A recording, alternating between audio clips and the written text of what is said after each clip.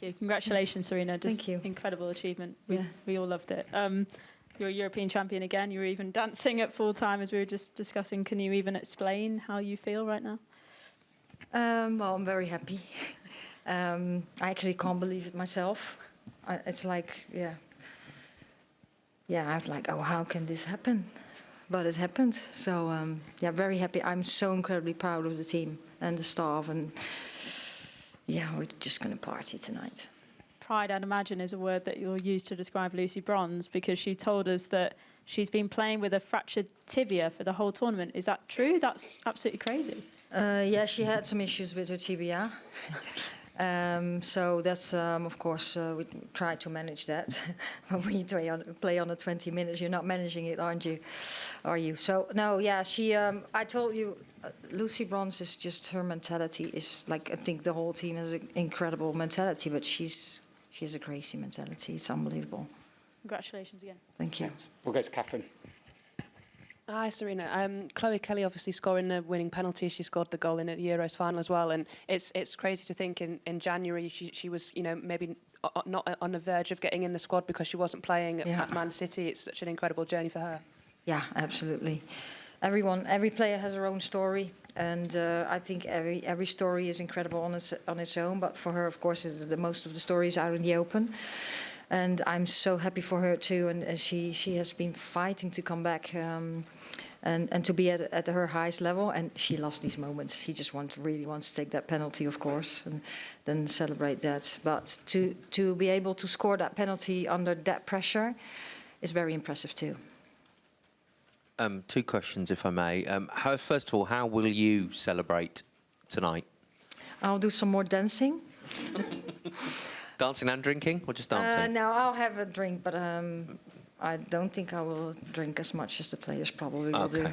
And secondly, of all the decisions you made before the tournament, perhaps the most controversial and the biggest call was Hannah Hampton. For her to go into the tournament admitting that maybe people didn't want her in goal, to end it the way she has, it's remarkable, isn't it? And I noticed that you leapt into her arms at the end of the shootout as well. Yeah. Yeah, what I just said, like every player has her own story and her own journey, and her journey has been incredible too. And starting the tournament, of course, and then we lost the first game. So there's so much. Then you play. Well, you hope to play 5 finals. Then you really have to step up and show. So did she. I think she has done amazing. And then it's a little bit like a fairy tale then when you then stop those penalties in the final of the Euros and win it. Hi, Sarina. Congratulations. This all feels slightly ridiculous. I mean, we've all kind of said it is ridiculous. It feels like England almost should have gone out 2 or 3 times in this tournament, but now you've won the Euros title again. I know it's only just happened, but can you put into words what makes this team special and why this team has been able to overcome such incredible odds? Yeah, I must admit that I always think this is the most chaotic and ridiculous tournament we have played. And every time we could come back, because in quarterfinal, semi-final, now in the final we came behind. But this team, of course, we have players that have talent.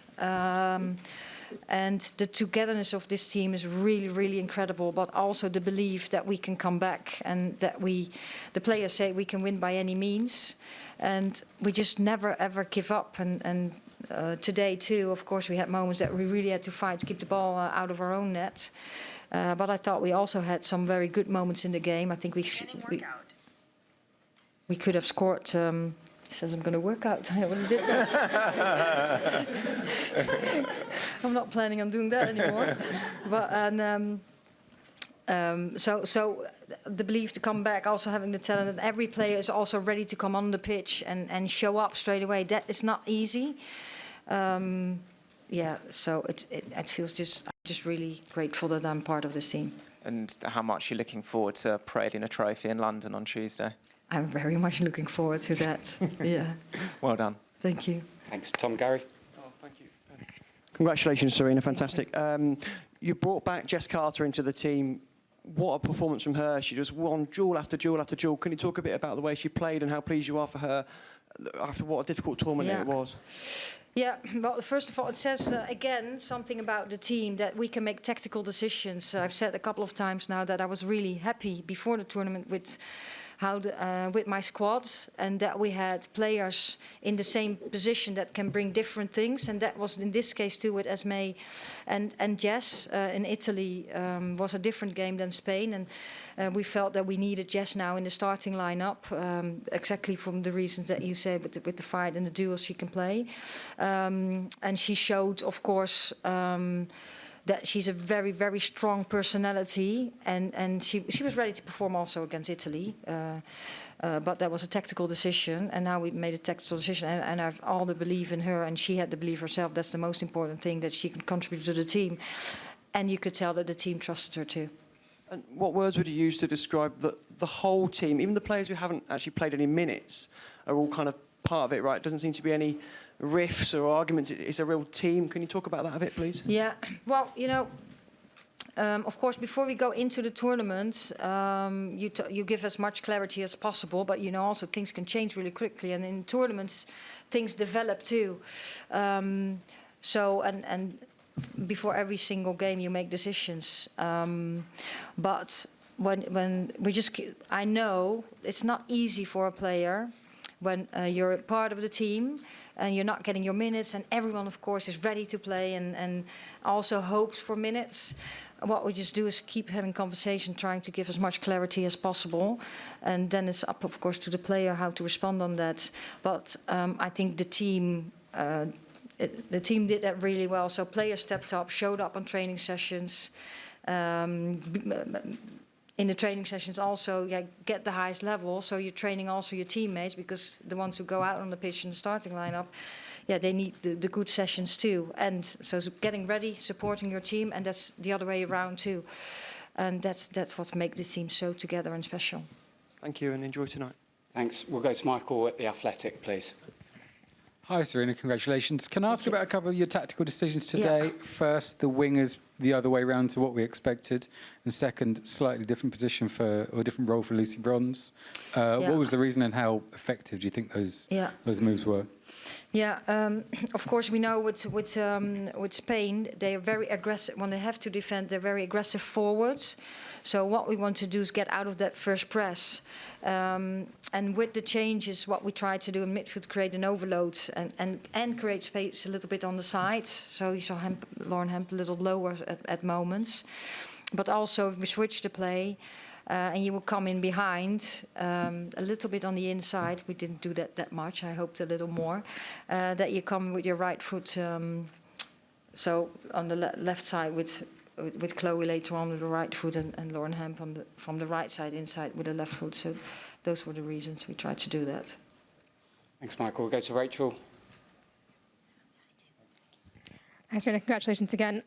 You could say something astonishing about every single person on your team tonight, but just to ask another question about Chloe Kelly. What is it? Is that something inherent in her? Can you teach what she does in terms of being able to step up in these big moments? Is that something you can coach, or is that something that's just something special she has in her? No, I think that's a little bit of both. It says something about a team environment, and it says a lot about her character. And so everyone brings something different, and she brings this. Thank you. Thanks. Jack from The Sun. Sarina, you've spoken about the incredible belief all the players have had. Given everything you've been through and now that you've won it, was there ever a moment where your belief had run out and you thought this was it? And to be honest, tonight I didn't have that. I had a couple of times in the Sweden game and the Italy game that I thought, we might be going home tomorrow. But we still have a couple of minutes to go, but it's getting tight. But it's not that then the lack of belief is like, oh, we're getting really close now here. We had to score. And against Sweden, of course, when we had the penalty shootout, when we missed a couple of penalties, we were lucky that they missed too. And that's what made us through. Thanks. We'll go to Tom at ESPN. Hi, Sarina. Congratulations. Thank you. The players have spoken a fair bit about your speeches during the tournament and how much they've enjoyed them. Now that the tournament's over, could you give us a little taste of what you said to them before this match? What was your message to the team, and what did you want them to take out onto the pitch? Well, I've had a couple of meetings, but right before we went on the pitch, I just said, I can't use all the words I said, I think. But the main message was enjoy it. We have got so far now in this tournament. I think we created something again together. So these are the moments where you dream of. Some couldn't even dream of because it wasn't possible when they were little kids. So go out there and enjoy it and play your very best game. And it's been a slightly crazy, chaotic 4 or 5 weeks. What's the journey been like for you? And we spoke before about how this is a movie. Is this a movie you'd like to watch again? Well, I don't watch movies back so often, but I probably look a little. Probably the upcoming days, I will see some things back. The main things I look back was the tactical footage of the games. So the rest of the movie, I'll probably take some time for that over the next couple of days. The journey for you as well, the last 5 weeks. Yeah, it has been incredible. Of course, well, you know, around in the camp, the training sessions, everything around the team was very calm. You might not think that, but it was all very calm. Just the games were chaotic and very close and tight, and we were behind a lot of games. Of course, we lost the first game, so that was hard work for everyone. But then afterwards, it was all very calm, and the environment we were in, the facilities were incredible. The support from the Swiss people was incredible here, so that was really enjoyable. Thanks. We'll do 3 quick questions. We'll go to Simon Collins, Miguel, and then Simon Hart at UEFA. Hi, Sarina. We all obviously saw the impact from 3 years ago when you won the Euros. What do you think the impact and legacy will be from winning it this time? Well, that's a good question. I hope it will boost the women's game even more, not only in England, but beyond. I think how I've experienced this tournament is that the level went up again. The intensity of the games went through the roof. That's what we've seen also. We've seen in the games, but also what the data we have. And I think this tournament broke every record again. With the spectators, with I think the views of the television, and that's great. And I hope that that will bring that will boost the women's game everywhere, not only in England but beyond. And I don't know really what to expect now in England. I think it will boost again. Miguel? Hi, Sarina. Congratulations. You just said that your message to the players was to enjoy it. Did you enjoy a game like that, or just when it's over? And so, are there any kind of moments that stand out for you beyond the goal as having turned it, or that you actually you celebrated yourself? Well, when the game is on, I don't really enjoy it. Of course, I enjoy it when we score a goal, but what stood out? Yeah, the fight, I think, and then that we really, like we said a couple of times, the players had a proper England. Like today, we also had to defend very well. They were challenging us, but how you see, we give everything to prevent the goal. I do enjoy that because that says something about the team and the togetherness and the will to really want to win.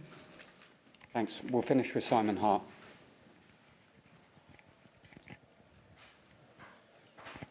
Congratulations, Sarina. Thank I'd just you. like to ask you about any tweaks you made for the second half. Whether there were any little structural changes or tactical instructions just to change things in that second period. We didn't change that much. Chloe came in, and at moments we wanted to put them under pressure a little more. So on their half of the pitch at moments, but not all the time, because when they get out, they get so dangerous. So in the beginning of the second half, the team did that. And of course, what we wanted the first half at moments when we won the ball, we lost it too much and too quick. And the second half, we wanted to put up centre forwards higher, to stay a little bit there, that if we won it, that we could play and keep it, that the team had time to spread out again and then play football. I think we had some... The workout stopped now. And then we created some momentum in the game, because then they were running after us instead of the other way around. Thanks. Can I say something? Of course. Okay. Well, of course, I would like to thank you all for your contribution. We had some meetings before these Euros where you have to do your job, we are doing our job. And I think we made together a very incredible tournament.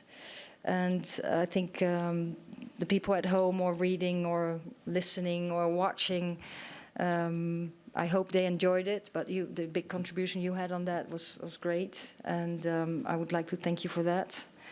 And you missed your families, you're away from home too, so hopefully you're ready to go home and celebrate a little bit. And I would like to thank every one of the other Switzerland, breaking records, beautiful country. We felt very, very welcome here. We're staying in Zurich, and we really enjoyed it there. They provided us everything that we needed. The UEFA, what a great tournament. What I just said, breaking records. So thank the UEFA too. And now I don't know anymore who I was going to thank.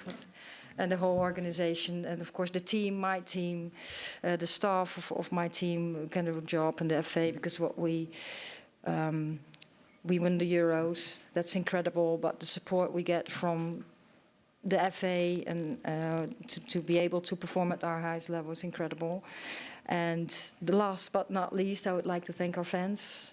What an incredible fans we have. We have been in the stands in overloads all the time. We would like to have that on the pitch too, but we definitely had it in the stands, that all these people come to the Euros and come support us and make some noise. That has really, we've felt it, we've seen it, we've heard them, and that's incredible that everyone took the effort to come. And I think we broke, probably we'll see that over the next coming days, that people watched on TV too. We've seen some footage on that. So thanks everyone, and let's have a cheer tomorrow. Thank you.